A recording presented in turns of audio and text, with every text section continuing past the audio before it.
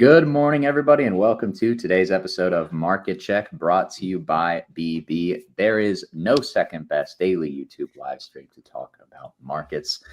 Welcome back, guys. Happy Thursday. If this is your first time tuning into the show, welcome to you as well. We're going to have a great market check today. Obviously, talking about the morning pump that we had. I hope you guys enjoyed the thumbnail. We certainly did.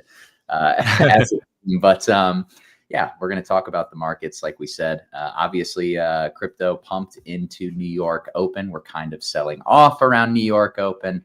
It's kind of funny how that works. I saw somebody point it out in the comments, but I think people are starting to cue in a little bit that like pumping into New York, at least off the open, the bankers tend to sell us off. But obviously, we're going to talk about where we think we're going next, both on a lower and higher time frame on today's show. But first, I'm Tommy. You guys also know me as Snorlax. I'm joined by Jackus and, of course, Tucker. Welcome to you guys. Before we can get deeper into the charts, kind of dissect, obviously, the lower time frame move. And as always, the higher time frame, I'm going to ask you guys to smash that like button. We only had to look at soybeans one time last week. For those who are unfamiliar, we look at the soybeans chart whenever the like button is looking like it needs a little bit of love. So if you guys could smash the like button right now, we don't have to look at soybeans at all today. We can look at just the coins. We can look at equities or really anything else that's intriguing you as a comment section, right? I mean, Chinese equities are looking like they want to pop off. I'll talk more about that in just a second. But yeah, there's still lots of opportunity, I think, in the current market from a trading standpoint, despite the fact that Bitcoin and ETH are chopping sideways. So if you guys could smash the like button, we're going to do our best to break down any alpha that we might see here in the markets. But yeah, I mean, like I said, the market's kind of pumped into New York Open. We're kind of rejecting. I imagine we get some sort of mean reversion during this show because I feel like that's usually the order of operations, at least for crypto, now that we trade very correlated to equity markets. I'm sure somebody could come up with more in-depth reasoning for why that's the case than I just did. But these are tendencies that we've begun to pick up on, right? So, not too much to write home about, but I do think there are opportunities in altcoins, right? I mean, I look at my watch list. There are more than a few altcoins up 5, 10%. Barachain up 20%. You've got Chinese equities, some of which putting in 75% candles on the monthly with absolutely no pullback. So I definitely want to talk about all of these things. And even despite the fact that Bitcoin and ETH are just kind of going sideways for the last 2 to 3 weeks, there has been a lot of volatility in the market. Case in point, this chart. I mean, I personally didn't get involved with any of it. I don't even know how to say it really, but the Cato, I think that's how you say it, the Cato airdrop for yapping, that was another opportunity for market participants. So I think it's all about kind of focusing on where you feel like you have edge or where you feel like you can continue to extract value from this market. Even when it goes sideways, there's opportunity, right? That's the perfect synopsis right there, right? ETH sideways, the other side of that coin, Barachain, like I said, up 20% today. We've got certain ETH betas that have been in a downtrend for these previous 2 weeks. So yeah, as a trader, you got to love this market. There's a lot of uncorrelated moves to the broader market. And I would once again point towards Chinese equities like Alibaba up 75% since the January lows, I believe. So yeah, we love to see it, course, but I'd love to know y'all's thoughts on the market. If we have anything else that I kind of forgot to cover in the intro as well, that's particularly interesting to you guys right now. Like I said, this is a market that it has volatility in pockets. I wouldn't say the entire market is volatile, but the pockets that are volatile are currently yielding a lot of opportunity. So what do we think about that? Well, I will start with this. We joined crypto for it being an emerging industry that's uncorrelated to other assets and produces outsized returns. And what we got is a correlated piece of crap that produces downsized returns so far. Mm-hmm. But we still have the hopes that changes at some point, obviously. And I definitely do think that is going to be the case. But obviously, we kind of divergently discussed a few times from the past cycles, I would say in December. And hopefully, I think we are not that far away from a turning point. Yeah, hopefully. No, I think we are. Bitcoin doesn't look too bad here, guys. Maybe it's real this time. Maybe. Consult the thumbnail. A man can dream. Yeah, I think it's got some some work to do, some levels to flip to prove that it's real, but somewhat constructive. Yeah, I don't know. I mean, I think Bitcoin was just like at giga support down here, and that was a pretty obvious bounce, but from here, you just don't want to see this, I feel like if you've been leverage trading this Bitcoin range for the last like 2 or 3 weeks, seek God. Yeah. All of February has been sideways pretty much. Just awful price action on Bitcoin. But I mean, like that narrative, the prevailing narrative that Bitcoin can go up and altcoins will just be fine. I think that seems to be general market sentiment at this point. So, Bitcoin could definitely go up from here. Just based on the market structure, it looks significantly better than pretty much every altcoin outside of probably like Barachain, Hyperliquid, and maybe 1 or 2 more. So Bitcoin could, in theory, lead the market, especially because it's very correlated to equities. But I do kind of want to talk about equities a bit today, because I am in the camp. Wait, what were you going to say, Jackus? Just, oh yeah. I'm kind of in the camp that the S&P is going to pull back from this level. We're seeing a little bit of weakness today. I think what was really telling to me over the last few sessions this week was that they could not bring volatility materially lower, despite the fact that the S&P was taken all the way to all-time highs. So I think for me, that kind of signals that maybe we see a deeper pullback on the S&P. I don't think it's going to be like too catastrophic, right? Or anything like too terrible, but just kind of like a natural pullback from this level. Does that correlate with Bitcoin? Because one of the things that I've kind of noticed is that structurally, Bitcoin looks a lot like equity markets. Crypto has been trading like what it is, beta to Bitcoin, beta to tech. But Bitcoin is trading increasingly structurally similar to something like the NASDAQ, something like the S&P. Yeah, kind of that. Are you saying like with this like double top deal, you think? I don't know if it will look exactly the same. I guess if it did double top here, then it would start to look a little bit like Bitcoin structure. But I think in the way that they're going to move, especially with, in general, kind of just less volatility for Bitcoin, that's kind of what I expect going forward. Yeah, just in that they've both gone sideways since, here. SPX is pretty nastily rejecting today, which is something that we discussed, Tommy. Do you think it's starting right here? Or do you think... I mean, I've kind of had the feeling that we would pull back on the S&P for like 2 weeks now, and we just haven't. So I don't want to like get too far ahead of my skis and say, yeah, I think this is the spot where we reject. But I mean, obviously, I hold the bias at least that we're going to see probably into mid-March, the 10-year go up to 5%, TLT down into maybe like 80 to 81, maybe not quite 80, but like 81. And I think these are moves that will create downside pressure on the S&P. And that's just kind of where I've been at. I've just been waiting for the 10-year to make its move, waiting for volatility to show signs of life, because even though it hasn't been breaking down lower, which is another thing I've discussed, if volatility is going to nuke through the floor on something like VIX futures, you're going to see equities really rally hard. And so even though it hasn't broken that floor, it hasn't pumped either. So the S&P's just kind of been like floating up and floating up and floating up.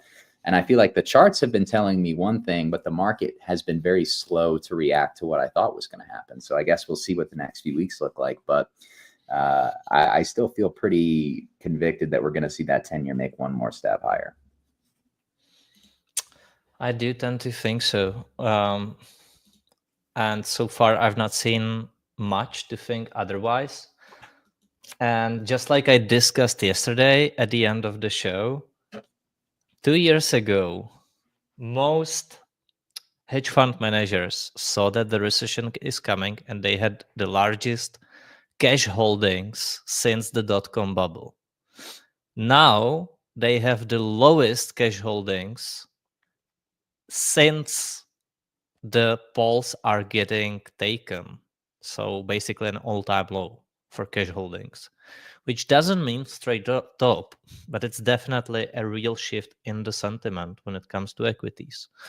2 years ago, lots of them said that the stocks are overpriced. Nowadays, they are all in, basically. And I do not think this is base case for recession, because for that you would need something more severe. But it's a case for a healthy flush, I would call it.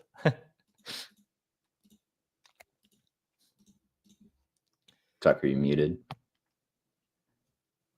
Oh man, because if they were all out and now they're all in, right? They're definitely the people who participated in, this move, right?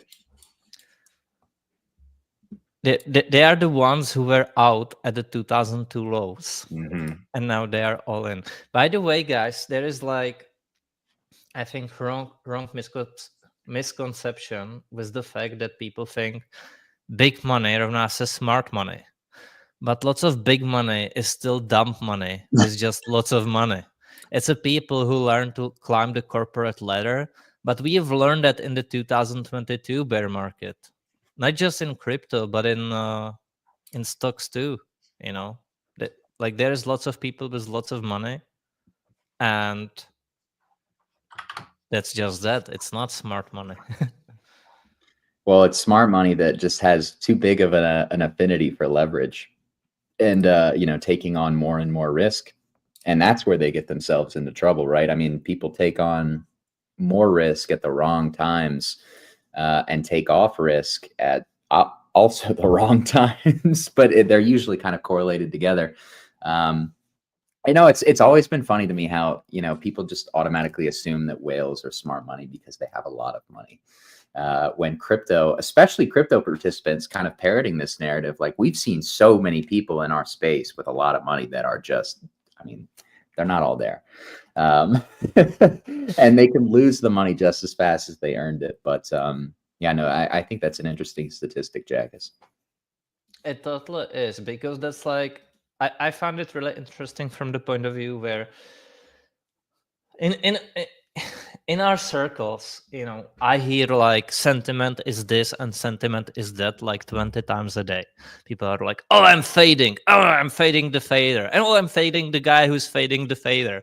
And it's sentiment is bullish, everyone's bearish. It's fucking nonsense, right? Everyone has different feet, and it's really tiresome to be listening to these. The real positioning is these guys, and that's the real liquidity, But lots of the times, these big money, they play exactly as you, with just lots of money. But they are the same people with the same emotions, plus they have lots of pressure on them, which magnifies that. Yes, the mandate to allocate and outperform not just your benchmark rate as a hedge fund, but also your competition, because, if a bunch of other people have better returns than you, they might steal your liquidity. So that's usually how everybody ends up getting forced into the market. I want to say most of the people who at least recently got forced in probably got forced in after the August 5th drop and huge rebound.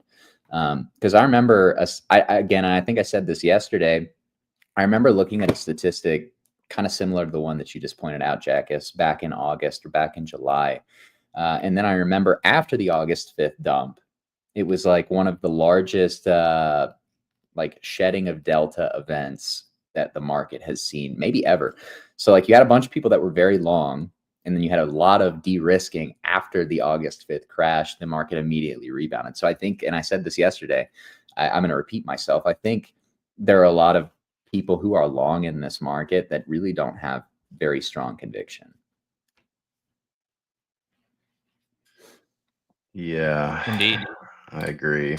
I think IWM is partially signal for that, right? Just because, like, yeah, it's up, but there's clearly not a bid to get it back above these highs at the moment, unfortunately. You guys see this comment?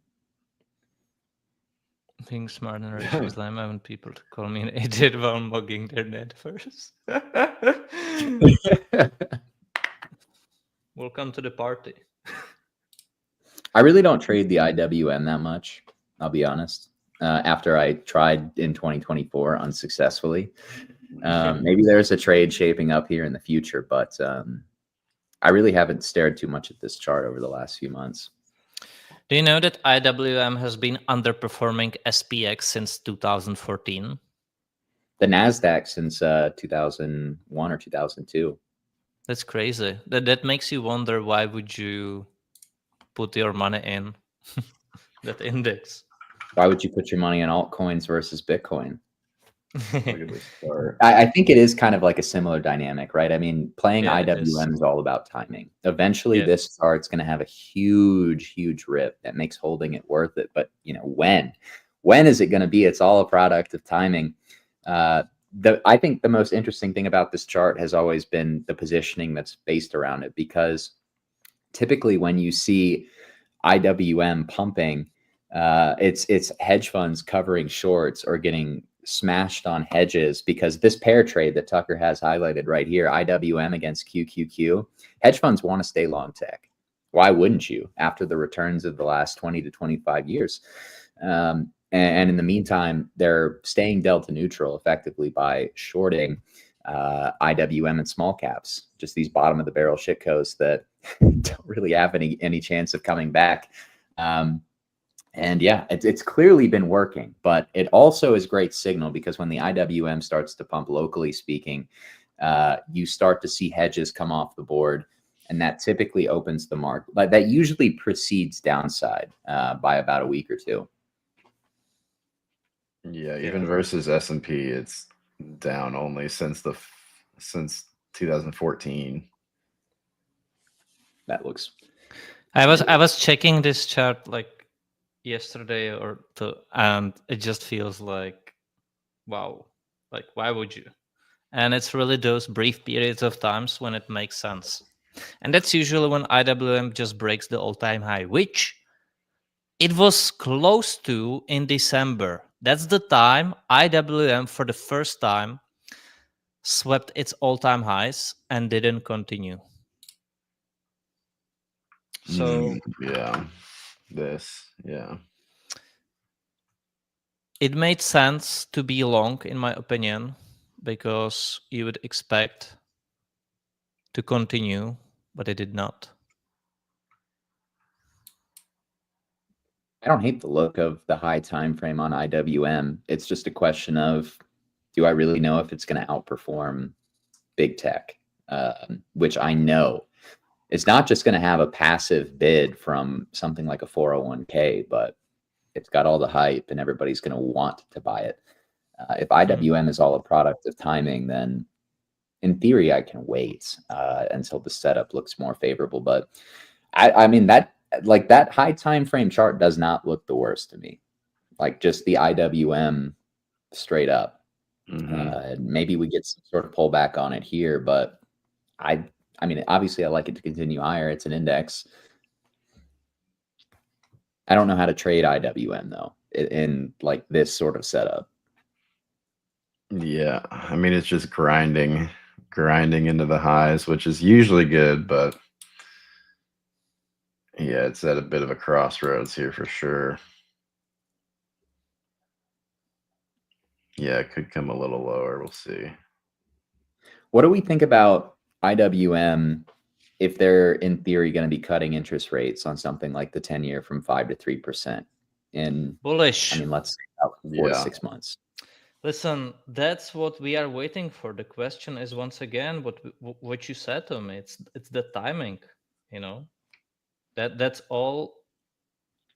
That's the golden question, because we know they'll be cutting the rates, and we know it favors slow caps. The question is when that's going to be, and I think there is a big fight between Jay and Donald on that timing. Exactly. It's shaping up. Like, I feel like the seeds for that altercation, we'll call it, they've been planted over the last few weeks. Indeed. But I don't think that Trump is going to call for interest rates and really fight for interest rates to fall unless the market has a bit of a wobble, right? Like, they're not going to call, or at the very least, nobody's going to answer a call to cut interest rates with the S&P literally doing what it's doing. Yeah, I think you have to have it down here. And that's exactly my case that I've been trying to outline for the past few weeks, is that, like, why would they start QE at S&P at all-time highs? Why would they cut rates with S&P at all-time highs? It makes no sense. So what you need is either a flush, or you will have the same conditions. You need, like he literally said it himself, like, we are ready if things start breaking down, we are ready to take action. But until that happens, why would they, right? It makes no sense. It would be like if you have a gun and you start shooting to the sky. It makes no sense, you know. You keep your ammo when you need it.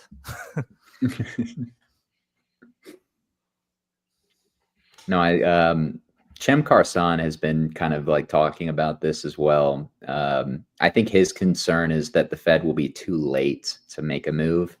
I don't think they will, largely because I don't think the Fed is necessarily the only one steering the wheel in this case. I think you have the president involved as well. So I really think 2025 is going to be such an interesting year to trade, but it really should provide us with a lot of volatile opportunities to be able to play both directions. We've kind of already seen that in the first 2 weeks, not as much in equities, but definitely in crypto. Yeah.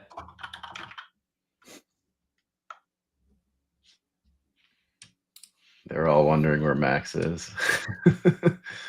I said he's probably making a video right now. He's making a 10-minute video that's not 10 minutes. Yeah. As usual. I mean, a lot of those IWM pair charts look like this. They just look like ETH BTC. Lesson in that. This, oh my God, look at this. Oh yeah, I know what you. Yeah, yeah. I knew it. You're gonna pull it up. Yeah. Oh wow. I need more. Great case study about liquidity in small caps. Look at that. Wow. What the hell? Hold on, let me screenshot that, Tucker. I want to save that. That's crazy. I mean, that's identical.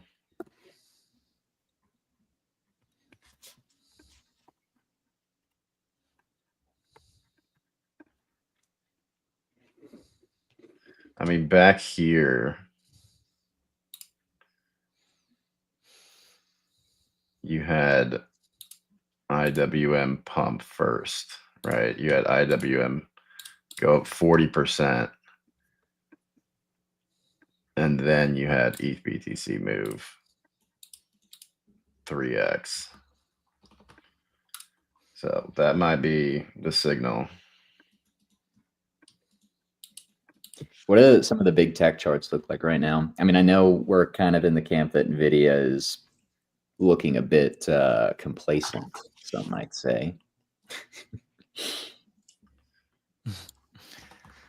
But I mean, I have some very smart equities traders I know that are pretty bullish on something like Microsoft and Google. Maybe not like right at this moment, but probably later this year. What do you guys think about the quantum chip that Microsoft just came with? If you guys heard of that. I did not. I think that's why my buddy was prospecting Microsoft, to be honest. That's quite scary, honestly. Or like, it's either we are so back or it's we are so over as a humanity, and I do not know which one of those it is. I think betting against the Doomers has historically been a pretty plus EV bet, so I'm going to continue to do that. At least like on a long term, right? Not to say that they can't cause shakeups and volatility in like the near term and stuff like that, but I think there's a lot of pessimism because of just kind of the unknowns of all of this innovation that we're trying to embrace through quantum computing, through robotics, through AI. I think it will be, I mean, at worst, net neutral. Really, I mean, I don't know that I am bearish on, or rather, in the camp that tech is just going to be explicitly used for evil. I know you can definitely debate whether or not tech is currently being used, that way. And obviously, some people will always abuse it, but I guess it just kind of comes down to who is it in the hands of. Obviously, it's like fire, man. Fire can warm you up or it can burn your house. So it's really how you use it with I like that anything, analogy. right? Yeah, it's the same as water, man. You cannot live without water, but you can drown in it. So it's it's it's definitely how you use it. And historically, like we know, like the quality of life is improving as we move forward, and the technological improvements has always led for people to be better off. I would say it's really just the speed in the recent like 50 years, that speed of that technology, that's sort of hard to grasp, because before, when you had technological breakthrough, it took lots of years. You didn't have a new tech like every year or two that would like change everything. So I would say that that's the hard part for it. By the way, Tucker, I sent you the link to it on both here on StreamYard and TradingView. Oh, I see. Yeah. I imagine Tom is the Emperor in Star Wars. He's like, good. Good. Good. I'd Oh, love he's to. getting. Do you guys have any plays for robotics? Because I know that was something that Andrew Kang was talking about a few weeks ago. Obviously, he invested like $15 million in a seed round that was valued at like 1 billion. Now it's being valued at like 40 billion. So he's up carillions. But it really kind of made me think, are humanoid robotics kind of the next like AI narrative and trend that we're going to get here over the next year or two? I don't know. But Yes. when I try to like look for things to invest in with robotics, there's really not anything. So if you, by the way, comment section, if you guys have any like robotics plays that you're looking at, please drop them in the comments. I absolutely think so, man. Like with the latest rise I've seen and what it can do, I think it's going to cure exactly on, man. Like it's like and I think it's wrong. Well, who am I to judge? But I personally think it's wrong to try to cure the disease of loneliness that we see lately rising with bots. But I think it's coming, man. I think it's going to serve like 20-30% of the population at some point. Crazy. People will be sitting at home on their couch watching some screen, and their companion will be the bot, and they'll become complacent with So it. weird. I just cannot see different outcome. But at the same time, I see lots of people who are taking the other side, trying to get away from it and socialize in a healthy manner. And I think it's going to be like two directions. It's like nowadays you see people who are absolutely rejecting all the junk food, are starting to grow their own food on their own garden and so forth. And then you have people who just eat the absolute garbage of garbage food. And it's like, I think there is going to be two dimensions to it. And I It wouldn't is. Wait, keep going. I wouldn't view it as evil. Again, I would view it as like solution to some, and then some people will choose this and some people will choose that, and it's like that analogy with fire that I used. The real, like, I think divergence will come when we've had an analyst a long time ago talk about this, but something like Neuralink, if you need Neuralink to be able to outperform your competitors, like, what do you do? Are you just going to be going in effectively with like a rock and a stick and a gunfight? Because that's effectively what could happen if Neuralink is, I'm looking much further down the line, obviously, but when we talk about the topic of innovation, and like you said, Jackus, there's a huge split between people who will always embrace that innovation and people who are avidly against it. What happens when something like Neuralink comes along that can impact the performance of something like your work to a dramatic extent? Yeah, I mean it's coming, and I suppose it's up to everyone to decide if it's good or not. Again, I would look at history and think, generally, all the innovation generally helped us. So I would view it as a good thing. But you will have to learn how to live with it, right? It's like nowadays, you have so much social media, and you have people that are totally depressed being on it all the time. It's also part of the algo, right? It's not that inherently social media is bad. I mean, it's about how you use it, and I think it's not easy, and these will be the challenges for people. And I think you'll see, for example, rise of jobs of like,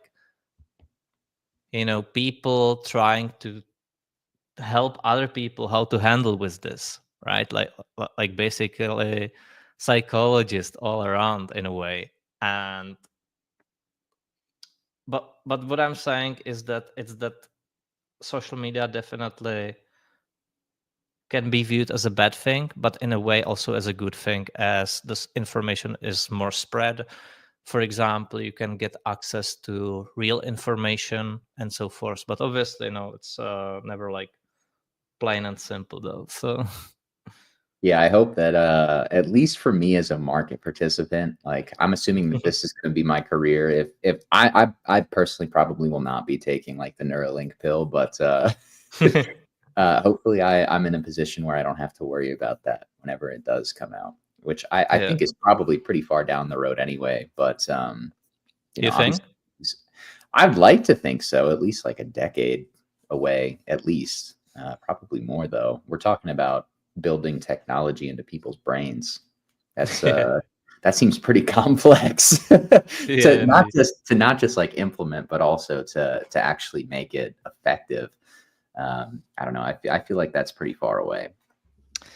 Well, one thing that always comes to my mind, right, is lots of people don't know about it. And I find it very interesting because at each time it feels scary. What I mean with that, back in the dark ages, you had bows, right? And people used to use bows for a long time. And then guess what? They came up with a crossbow. A crossbow. And you feel like, what's up with that? Well, back in the day, they literally thought it's the end of the world because any peasant can take a crossbow and kill a knight. Seriously, that was like because before crossbow, you could have taken you need to train the knight, and it took lots of hours, lots of time, and you had like skilled people that you trusted and so forth, and then any peasant suddenly can take a crossbow. And I know it sounds like super weird from our perspective nowadays, but if you look at history texts, like the kings and everyone really feared that suddenly the peasants will cause a like an end day, like everyone is going to kill each other with a simple crossbow. And guess what? It did not happen. It did not happen. And so I always try to look at it, because nowadays it feels really stupid from our perspective, but from their perspective, it didn't. And nowadays we look at, like, we will look at AI and feel like, oh my God, Terminators are coming. It's the end, right? But probably 200 years from now, the people, or whatever, form that is going to be, will probably look back and be like, like those guys back then were so stupid. They saw that AI is going to kill them. Probably. So I always find it interesting to try to think like that. And I think it's the same with cycles when it comes to market, right? Like, going back to the market, people 100 years ago thought probably very same about the cycles as we think nowadays. But guess what? The cycles keep on repeating sooner or later, right? Sometimes it's later. I think, for example, in crypto terms, it's later now. But they do tend to repeat. And they also thought after Great Depression that, like, it is over. It's the markets are never coming back, and all of these It's stocks so are just over. giant We're never going to Ponzi's. be back. Yeah. And you know what? You had the most prosperous times coming out of that. So I always try to view it from that perspective. Again, you had innovation like car. If you ask someone at that time, they would tell you, give me a faster horse. I don't need car. There are no roads for it, nothing. So I think it's generally going to be not positive for people, but obviously the challenges will be how you utilize it, because you can get addicted to lots of these things, and just like fire, it can cause you lots of harm or lots of good. And I think us as humanity, or like people in general, those listening to us, it's like how you use those things, right? It's like, how do you utilize the things that we talk about, not just today, but like when we discuss the market, right? It's that it's doesn't mean like, do everything we say, but you can use lots of that information, and then you will find something interesting, and you can expand the knowledge based on that, and so forth. So yeah. I definitely believe in the cyclicality of things, right? I mean, it's not just in markets, but it's in like all phases of life. I feel like it's not to like sound like oh, did I just cut out a little bit? But not to like get too deep into talking about how like life is all about cycles. But I feel like you can literally see it everywhere, and kind of just apply that naturally to markets. But there is one thing that is always consistent throughout these cycles, and that is that humans hate uncertainty. So they usually will not embrace change, which is going to make the next 30 to 50 years so interesting, because the innovation curve is not linear, it's exponential. And I think exactly. It is very. But Tucker, I don't know if you're by your screen right now. We got some ticker suggestions for some robotic stocks. I know Tesla's one of them. I keep seeing people kind of talk about Tesla as being kind of, at least for like mega cap tech, as one of the likely leaders. I haven't been paying as much attention to Tesla after the election, but we also got suggestions for Workhorse, and then for OUST, which are shout out to Tate Williams for sharing those stocks, because I have no background or understandings on robotic stocks. So, but I want to invest in it because I think it's only going to keep growing, realistically speaking.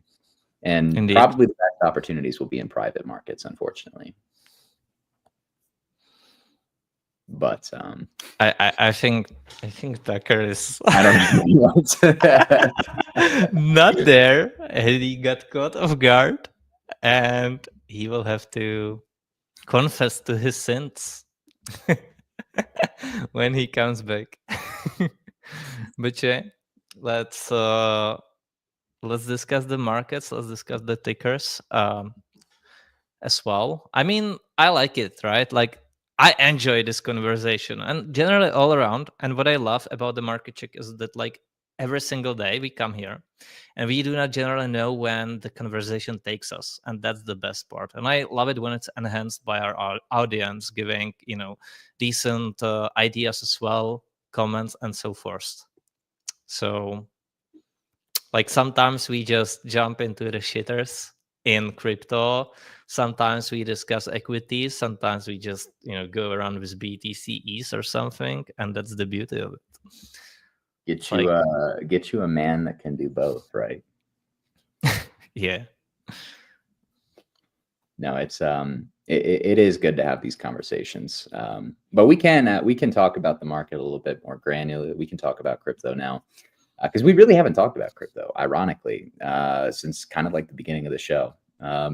So we can talk about Bitcoin, ETH, Sol here. I mean, it's kind of like what we said at the beginning, though. Bitcoin and ETH are very choppy. They're kind of awaiting direction. Most of the action has seemingly been in altcoins for the last 2 weeks. Whether or not that was something like Barachain pumping today 20 to 25%, or whether it was something, I can point out like an ENA or a Rune that have been in a downtrend for the last 2 weeks. There's a lot of volatility. God, I don't know if you guys heard that, but yeah, it just snowed in Colorado, so we have like a ton of, and it's beginning to melt. So like randomly, we'll get a ton of snow that just falls off the roof of the building, and it always scares the shit out of me.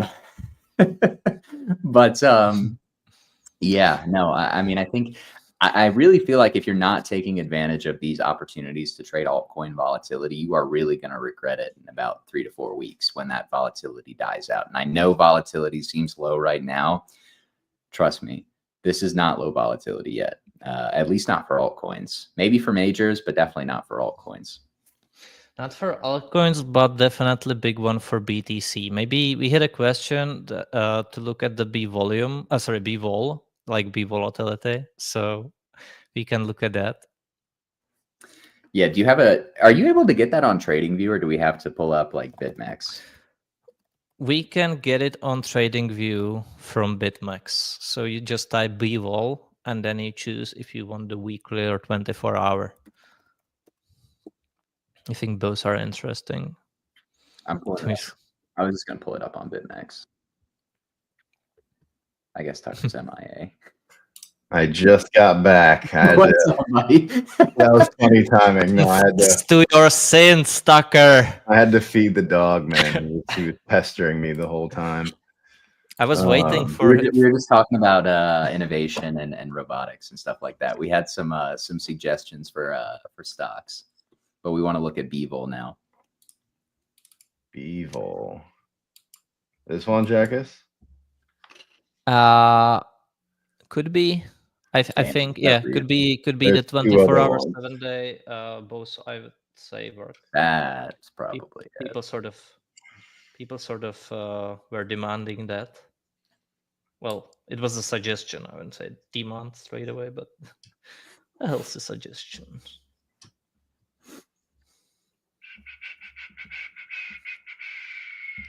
Coiling, right? I mean, I think long term, this is probably headed to zero. Unfortunately, that's just a natural part of TradFi, but that also does not mean that this market is not capable of big moves.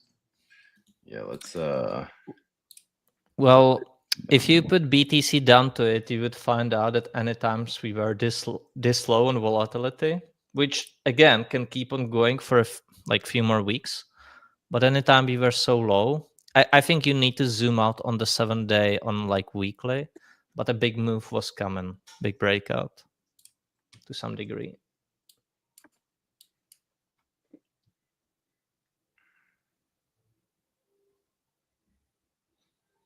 Yeah, this was. So like it can lead to both break to the upside and to the downside. It's like the volatility index, guys, doesn't tell you which direction the market's going to take. It just is telling you that it wants to take like a big move, right? Mm-hmm.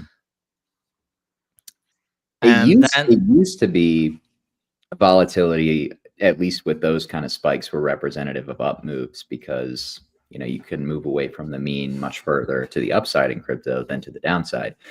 And we've said before, like effectively volatility is movement from the mean.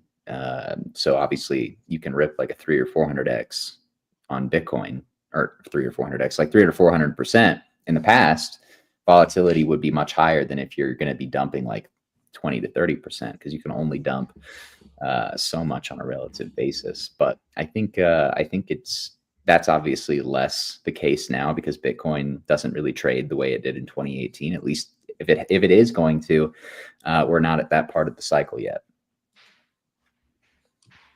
Mm-hmm. Yeah.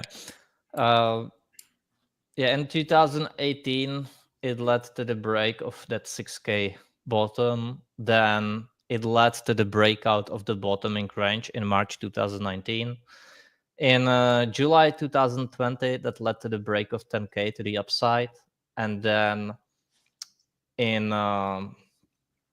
August 2023, that led to the big drop that we had to retest 25K. Right now, we are getting to the levels not seen since then. So I think the big move is coming pretty, but it can stay here for like another week or two before it does that. So be ready for it. And obviously, I can see these were dumps, like all of them. Like the big upsides, yeah. But we are discussing the drop in. Let me quickly share the chart here on this. We are discussing the downside, right? So here, let me put it in log mode. So here you are at the low, and you are at the 6K. You're at the 6K sort of floor, and then you get the breakout to the downside. Then you come back all the way, right? Volatility was very minimal at the bottom, and then you have that big break to the upside. So it's not that volatility being low means breakout to the downside or upside is coming. That is more dependent on the context of things, but it means that bigger move is coming, generally speaking. We had another one right here that meant the breakout of the 10K.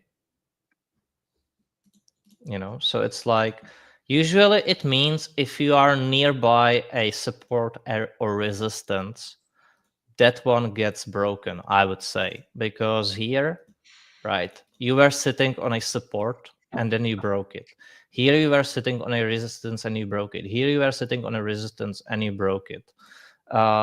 Here you were sort of, yeah, it was sort of a, that was obviously a bottom, after FTX, but sort of, could say this was also a resistance pretty much, and you broke it to the upside. Here, that's more close one, but yeah, this one was pretty small too, and that led to the upside. You were sitting sort of on a support, and that led to the breakdown. So as you can see, it's like 3 upsides, 2 downsides, right? And now we are getting close to that level, and we are getting close to that. I think in a week we will probably be at that low volatility. You do not have to be like 120 IQ to see that. To see the volatility is very low here. You are not seeing any big directional moves. Price is ranging, and so you are likely very soon to get a bigger move, which again can be like if you're betting on the upside, you are likely getting something like this. If you are betting on the downside, you can easily get something like this. Yeah. Oh, wrong tool.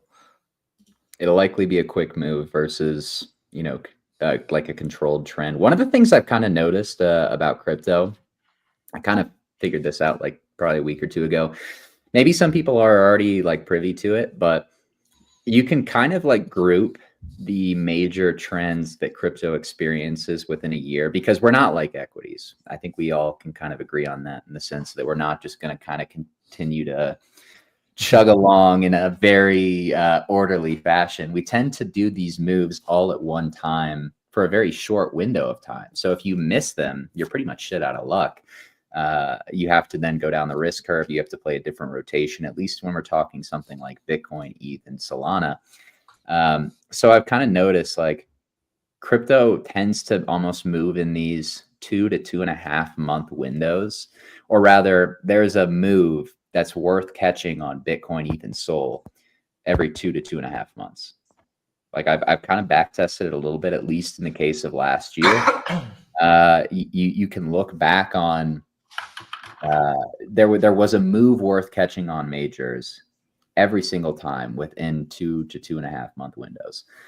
And I feel like it's useful too, because people spend so much time prospecting what the next move is. But if you're just kind of like viewing the market through that lens, like, okay, well, this was probably our big move for a 2 to 2.5 month window. And I'm just going to kind of chill out for maybe, the next 2 months waiting for the next one. I think it's a good way to preserve mental capital if you're looking at the market that way. But that is, from a timing standpoint, kind of what I've noticed, like 2 to 2.5 months. That seems to be the window where in that period, at least one major is going to give you a huge trending move worth catching. Indeed. Do you have any tips?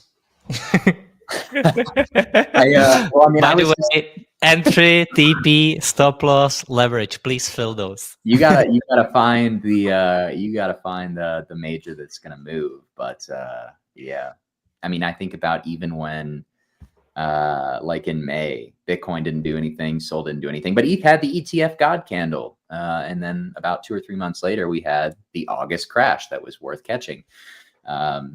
To the downside, and then about 2 or 3 months after that, we had the election and the pump that followed it. That followed that, and it's been, guess what, about 2 or 3 months since the election. So my volatility senses are tingling.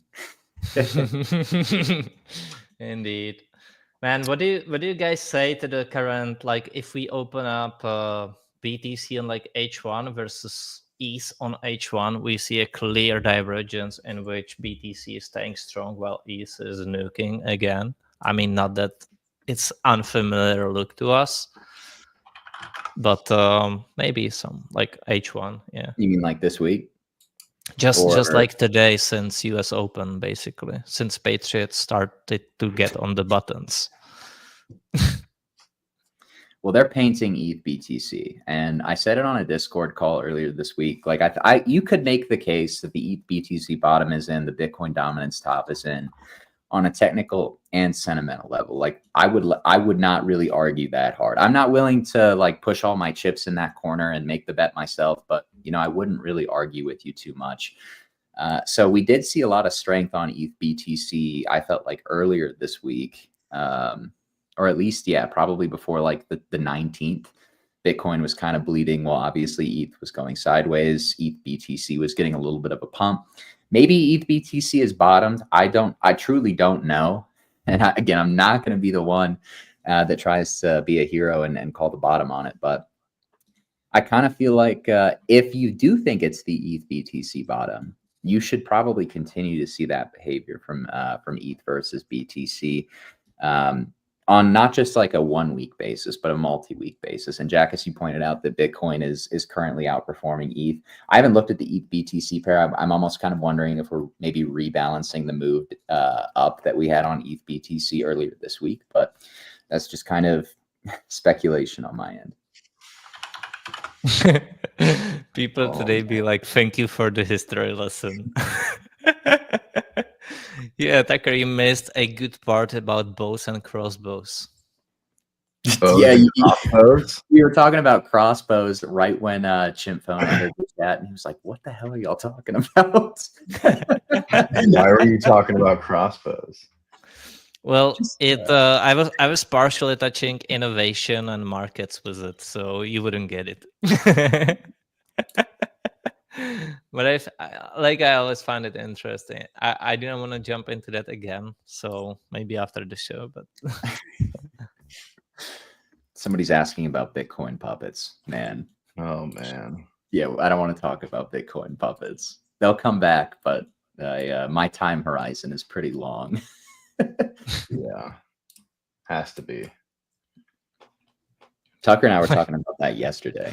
That reminds me. What's your time horizon? Yes. Exactly. I found with JPEGs, my thesis is usually right, but I'm always so way too early. And because I doubted my thesis, I missed out on Miladies. I missed out on, well, I don't really think that you fully missed out on Miladies. If you are in the Discord, you know my thesis on that. But I mean, Tucker and I missed out on Pudgy Penguins, for example. We were a year too early and missed out on probably like a 15x on USD.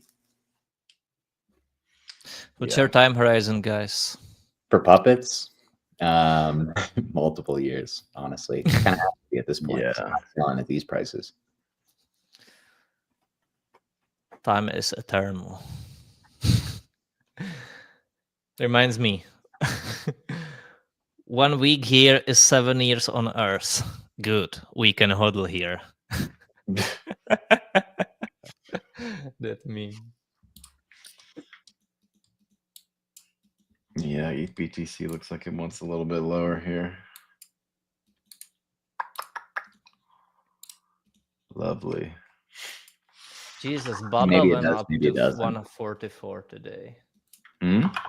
Baba went to 144 today. Jeez. Dude, it's literally almost 100% move off of off the local low. More like 75-80%, but yeah. Well, that's quite crazy for Baba. That's a market structure break. It is. If you're a China stock doomer, I think you're in trouble. Guys, have you bought into SMCI yet? I've been looking at it. I won't lie. Will you? Let me take a look at it today. Has it been pumping over the last few days as well? Damn. Yeah, it has. Damn good.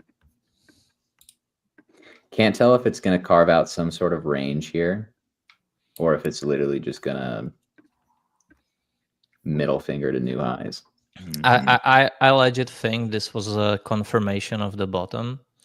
And if I get pullbacks, I'll welcome them.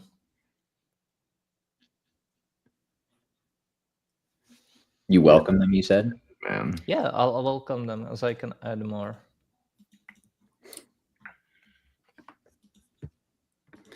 Yeah, I mean, that's just a crazy move off the low. I honestly do think that, yeah, it might just literally rip to new highs from here, honestly. Looks like it wants to. Yeah. It's so funny because, like, equities have been giving such clean setups. Yeah. And it's funny to see the rhetoric, like, why am I not trading equities? I'm trading crypto where the setups are so clean, but they don't play out. And in equities, they actually do. And it's like, well, yeah, you have every opportunity to trade different markets than crypto.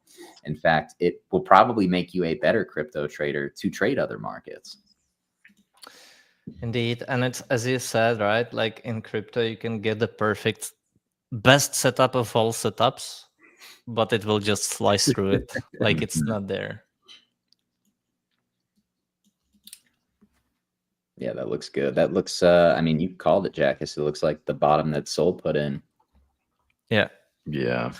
It's slightly different, though, but hey, I wouldn't mind if it goes straight up, though. If I don't add and my bag is very nice, and if it keeps pumping, then I'm happy. But I would love to add more, so I wouldn't mind even a pullback here. That's how I felt about Baba. And it ripped another like 20%, 30%. It's like, yeah, I'm going to get my pullback. I'll be able to put on some nice, cozy call exposure for like end of 2026. And no dips. It will come, It's I feel like today when it opened up with the largest gap in a long time, I feel lots of people have been FOMOing, especially as it was breaking the bottoming range and highest price since 2021. Then I feel that there was lots of FOMO, and usually FOMO buyers get rinsed to some degree. So I also tend to think that Baba should be pulling back. Or It's one of those things where like price can, price could pull back, but options could, in theory, be priced back at the same levels they were at the low because of things like time and theta decay. Indeed.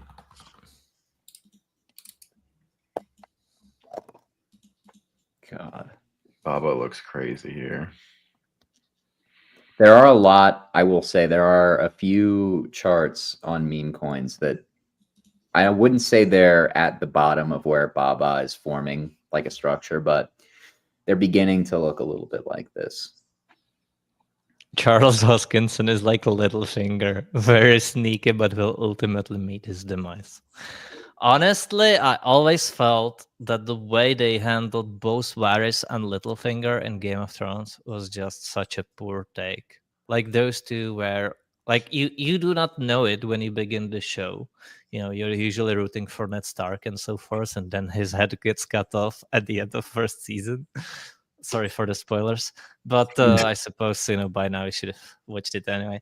I actually But like the way they handled Littlefinger. I'm not gonna lie. I agree you with the think other so? part. The Varys death I- was very like, I mean, they kind of did it. I think just to speed run the narrative that Daenerys is losing her mind. But yeah, I like the way they had Littlefinger go out. He got so caught up in his own lies that eventually, like, they got too tangled up and he got caught. I suppose I wouldn't mind it if they did it in a decent way, but he was such a mastermind. And then like the last two shows, all he was like, "Please, Sansa," and he like suddenly all his mastermind went away, and it was just like whatever. It made no sense to me. So I do not know. It didn't feel in line with the character they portrayed in the first 4 seasons, though. They like, let's be honest, they rushed the last season. I don't think the plot in itself for the last season was a problem, but you could have fixed the problem by just doubling the number of episodes in the final season. Like, I literally think that would have solved it, because you were just missing character development for these key moments that I think I don't know why people were really shocked by a lot of the decisions that they made, but I think they were shocked because they didn't have enough like build up to them to make sense and fit within the story, if that makes sense. I mean, dude, the dragon battles at the end were insane. Like, let's be real.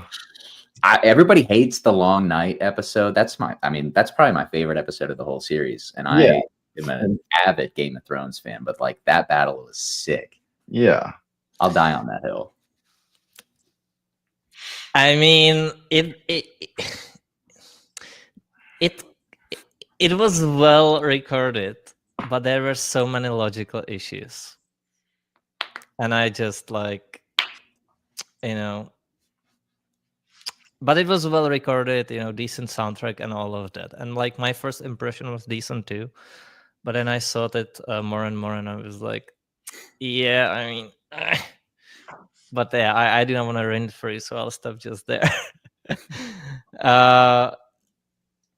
Going back to the market, we had a comment regarding I mean, that is awesome, Matthew, and I'm glad for that. Although obviously 5% should be probably the other way around. No, just kidding. Like, right? Like, I get it. We want to be exposed to crypto. Me too. I've recently changed that percentage, that ratio, way different. I'm still bigger in crypto, but very little. And I'm very happy with that because I feel that's the right move to make you sleep good at nights. But it doesn't matter if it was 5% until now, because there will be countless of opportunities in the coming months and years, and you can still do that. But obviously, we still do expect those big moves from from crypto to come. I wouldn't rule it out. I think it's only been postponed for some degree, but I still think IWM is hitting new all-time highs, and so is crypto, and so is ETH breaking 4K resistance at some point. It really comes to the belief of that. And I might be locally, like bearish or at least not bullish, but that doesn't mean that I do not think. Or do you guys really think ETH will never break 4K again? Do you really think that ETH BTC is going to finish the cycle when ETH USD hits all-time highs below the current level against Bitcoin? The same questions I'm asking myself, Jack, is it's like I don't think that these are very favorable bets to make over a multi-year time horizon. I think we're pretty close to being at the point where like it is going to be more favorable to be in crypto versus equity markets, but obviously it is all about timing. And if you get the timing wrong, you can take a big haircut on crypto, especially. Yeah. Mm-hmm.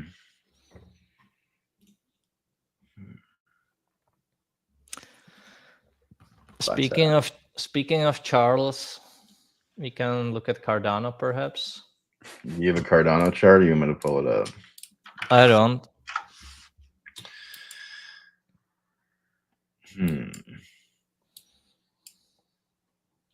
I mean, it appears the low could be in at 50 cents, but that was a pretty deep wick. But yeah, I mean above 80, above 90, I think it's back. Below 73, probably cooked short term. But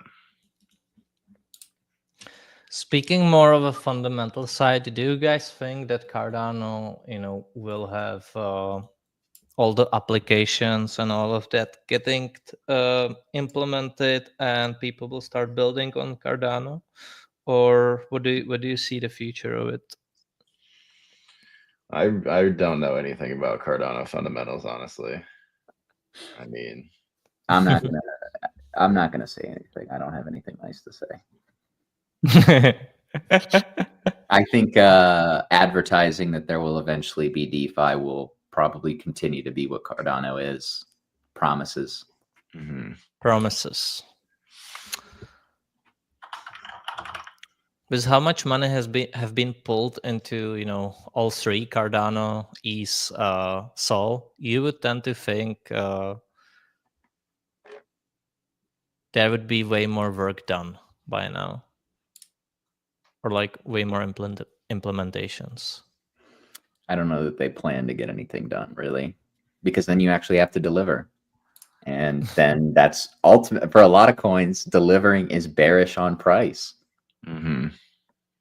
Because you can't possibly deliver a product that lives up to the expectations that investors have valued your company at. Well, you can deliver something and then have something new to promise that you will deliver. AI on Cardano, Jackus. Yeah. I mean, I think the low's probably in, don't you guys? Or no? You think it goes deeper than 50? I'm not really trading it. I mean, I'm not either. I could see it take the low. Kind of looks like Coinbase a little bit. In the sense that, I kind of think Coinbase will sweep that equivalent low, structurally speaking. Let's look at Coin. Maybe Coin looks a little bit worse, but Coin looks worse for sure, but yeah. The low on Coin was what, 240? Is that what you're talking about? Yeah. Yeah, I mean, that could easily happen. Coin keeps on selling, and they just has me like, I'm having a hard time seeing crypto go up when Coin is selling.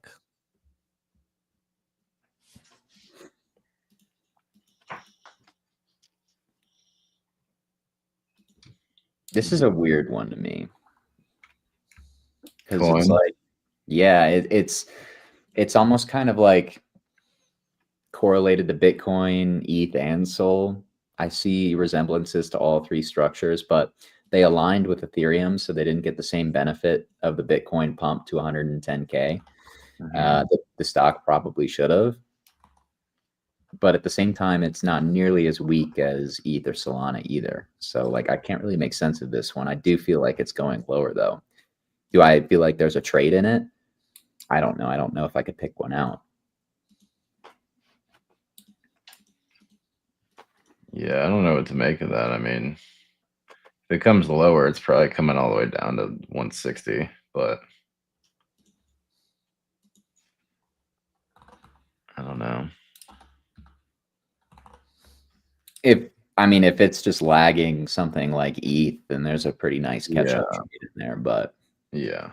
Again, that's a tough bet to make because, it's like, is it correlated with ETH? It should be in theory, but it's much stronger than ETH to the downside. I don't get it.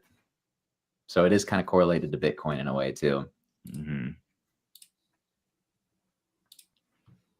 Maybe I'm a buyer on the dip. We'll see. I don't really love the way Coinbase is behaving though, truthfully. All the insider scams and blatant on-chain crime. Like, you're supposed to be the bastion of like crypto legitimacy among like American exchanges, and I mean, kind of acting like clowns, but we won't get on a soapbox about it.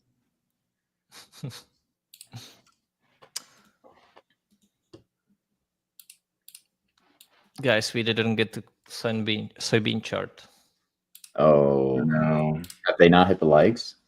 I have no idea, but No. I would imagine so.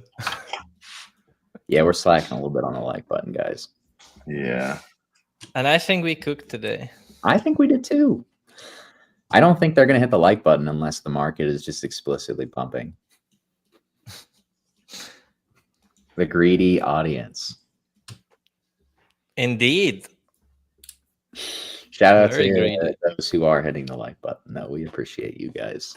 We have no way of knowing who in the comments is actually hitting the like button or not, but we can make inferences. And also, thank you, Guacamole, for the super chat. I do not think you asked anything, but in case you have, then feel free to re-ask, but appreciate it anyway. Oh, he did. He asked right after, so it was like... Oh, we kind of answered it. Yeah, I just have a long time horizon with puppets. I think if you want a chart to kind of like benchmark when they're going to come back, chart STX stacks, because they're both going to be pumping when there's activity on Bitcoin's, layer one or whatever you want to call it, ordinals, etc. That's how I view it, at least. What do you think about this? It's a good looking chart. I know it's ignoring a lot of price history, but listen, the old narrative wasn't pumping it anymore, so they did a rebrand to introduce new pump, and I like that. It doesn't look bad. Yeah, I mean, know type FTM USD. The best Sonic data is going to be Hey Anon, but I think it's got a bit more to come down, or at the very least, I want to see some consolidation.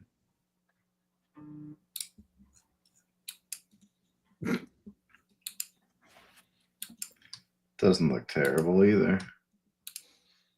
Doesn't look as good, but a little Livermore action. Let's hope so. I mean, you can always count on Andre to deliver pump. Yeah, we'll call it that.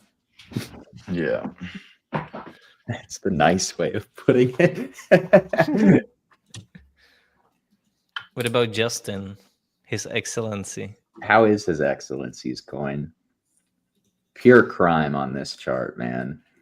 I think I was looking at it yesterday. Talking about Tron? Yeah. There is no crime. It's healthy price action. I'm convinced this is like a front for money laundering.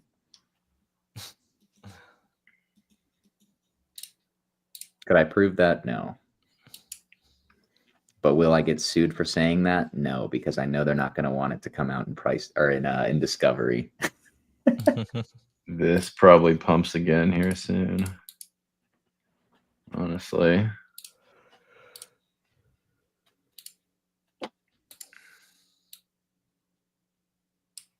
Get likes up or no, Max. I like that. Yeah, there you go. Max didn't show up because he looked at the like button and he was like, nope, not interested. Mm-hmm. Somebody asking if I'm still long on Trump. I was not ever long Trump. So I think Louis caught a banger long on Trump, though. I don't know if he still has it open or not, but no, he crushed that trade. Yeah, he caught the absolute bottom on Trump. I would like to buy Trump in the future, but I'm not a buyer yet. I mean,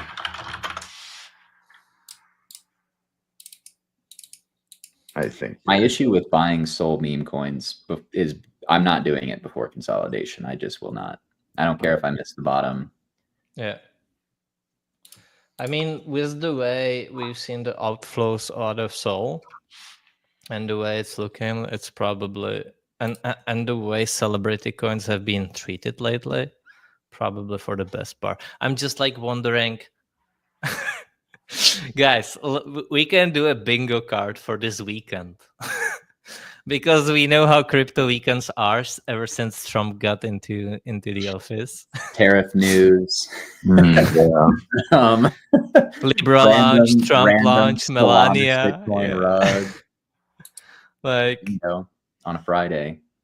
So much for weekend bingo. What's gonna happen this weekend, right? At least it's not boring. At least it's not boring. He could do it midweek, though, not on the weekend when we are away. I will say one thing, and we can probably wrap up the show after I finish it, but I think there's a lot of distractions in crypto right now that are not high probability opportunities to make money. And people are letting these distractions take them away from very clean trends on certain assets in the market. And I think it's a mistake to do that, to just be like the dog from Up, where he's just like squirrel, and it's like, oh, I'm distracted, but I had this very like clean and obvious opportunity in front of me. If I had just maintained my focus on it for 4 to 6 weeks rather than like 4 to 6 hours, you would have made a lot of money. So I would just say, don't let yourself get distracted by all of what's going on and lose sight of a lot of the opportunities available on these coins. The distraction, in my opinion, is because people are desperately to make some profits, and the market just wasn't giving much in the past time, to be honest, and people just are desperately looking for something. So yeah, they are trying to force stuff out, as you said, that maybe isn't there as much. Yeah, I get it. Especially because after a wipeout like we had 2 weeks ago, everybody wants to make it all back. And they people will like ping pong back and forth into a bunch of different positions, a bunch of different ideas they don't really have any edge or conviction in, rather than just focus on, maybe one thing that you can definitely have an edge there. And again, if you had just stayed focused on it for more than 4 to 6 hours, you could have made money on it. But I think that's a great spot to wrap up the show, guys. We cooked today. We would be very appreciative if you could hit the like button on the way out. Before you leave, I just want to talk to you about the opportunity to join the family right here at Because Bitcoin. If you enjoyed the show today, if you enjoyed any of the alpha given by the speakers, we have the opportunity for you to get more in-depth analysis from all of us, including real-time thoughts on the market and 4 to 5 hours of calls every single day. That's not an exaggeration, guys. We cook for our subscribers without fail every single day. So if you're looking to kind of find your go-to source of alpha for this cycle, come join the Because Bitcoin family.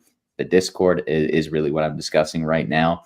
But we were nice enough to package this together with trading tools for you to be able to conquer these markets more effectively and more efficiently. And that starts with the BB terminal.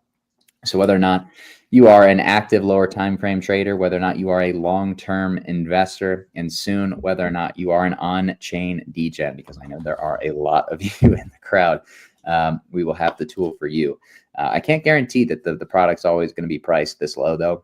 It's very useful, high utility. I use it all the time, but I can't promise that it's going to be priced at this point forever, because we continue to build functionality to it every single week. And everybody who has used the terminal can attest to that. So check that out, guys. We were nice enough to bundle these two things together. Of course, we also have the BB Academy, which can be your go-to education for the cycle. Learn from the entire team.